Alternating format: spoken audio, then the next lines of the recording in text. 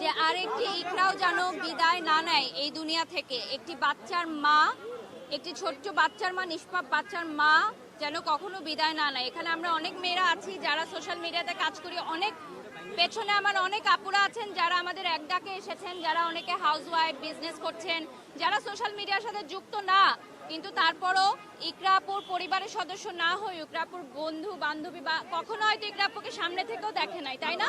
এরকম অনেকে আসছে যারা ইকরা আপুকে কখনো সামনে থেকে দেখে নাই। যে পেছনে আমাদের অনেক বোনেরা আছেন যারা দূর দূরান্ত থেকে আজকে আসছে রোজা রেখে শুধুমাত্র ন্যায় বিচারের জন্য। এবং ইকরাপুর মার সাথে যাদের কথা হয়েছে এখানে অনেকেই আছেন, ইকরাপুর মা একটা কথাই বলেছে যে আমার মেয়ে আত্মহত্যা করার মতো নয়।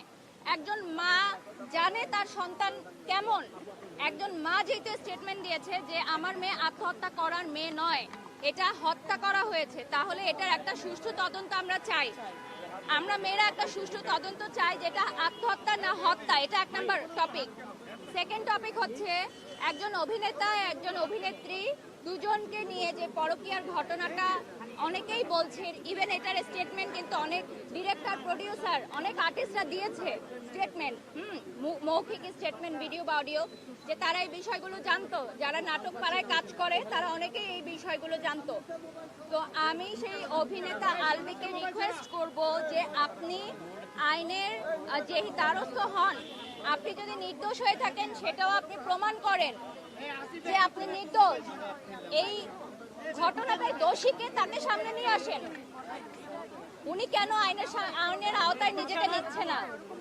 উনি যে স্টেটমেন্টগুলো দিচ্ছে এগুলো আমাদের জনগণ মেনে নিচ্ছে না। উনি যে স্টেটমেন্টগুলো এখন পর্যন্ত দিয়েছেন, এছাড়া যে অভিনেত্রীকে জড়িয়ে নামতে এসেছে সেই অভিনেত্রীও যে অডিও কলের যে স্টেটমেন্টটা দিয়েছেন এবং তার বাবা যে স্টেটমেন্টটা দিয়েছেন সেটাও কিন্তু কথার সাথে কাজের মিল নেই।